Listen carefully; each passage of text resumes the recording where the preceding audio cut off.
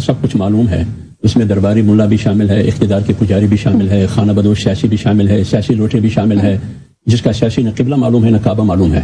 سب نے press conference کی, اور یہ بھی ہم سب جانتے ہیں کہ اس کا سیاسی ناکامی ہے نا سر, ہماری میں جو نقطہ اٹھا رہی یہ جو جتنے بھی ہے ایک ہی جیسے بول رہے ہیں, ایک ہی گفتگو کر رہے ہیں, جیسے سب کو ایک اسکرپٹ دیا گیا ہے کہ یہ پڑھو سناؤ. دوسری بات یہ ہے کہ اگر شہداء کی بات ہے نا, بلوچستان میں تھیں جن کے اندر 50 لاشیں گری, اس میں سے سویلین بھی ہے.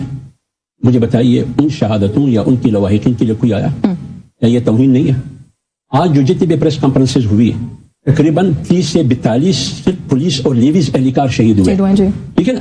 اس میں ایسے شہداء بھی ہے جس کے منہ میں شہادت کے بعد ان کی آنکھوں میں تیزاب بھی ڈالا گیا.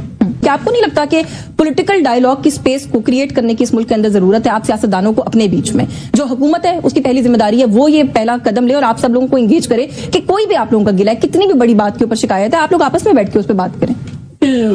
گزارش ہے, جہاں تک بات ہوئی شفیع بھائی نے اچھی بات کی کہ اتنا آگے جانا, ایک ہی پارٹی بھی نہیں رہی جنہوں نے پریس کانفرنس نہیں کی.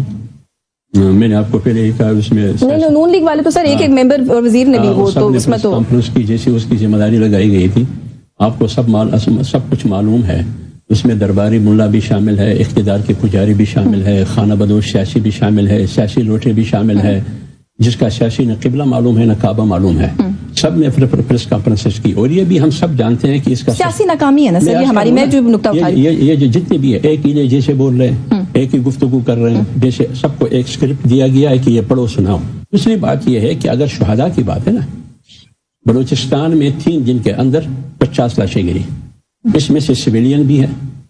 مجھے بتائیے ان شہادتوں یا ان کی لواحقین کے لیے کوئی آیا؟ یا یہ توہین نہیں ہے؟ آج جو جتنی بھی پریس کانفرنسز ہوئی تقریباً 30 سے 42 صرف پولیس اور لیویز اہلکار شہید ہوئے, ٹھیک ہے نا. اس میں ایسے شہداء بھی ہے جس کے منہ میں شہادت کے بعد ان کی آنکھوں میں تیزاب بھی ڈالا گیا.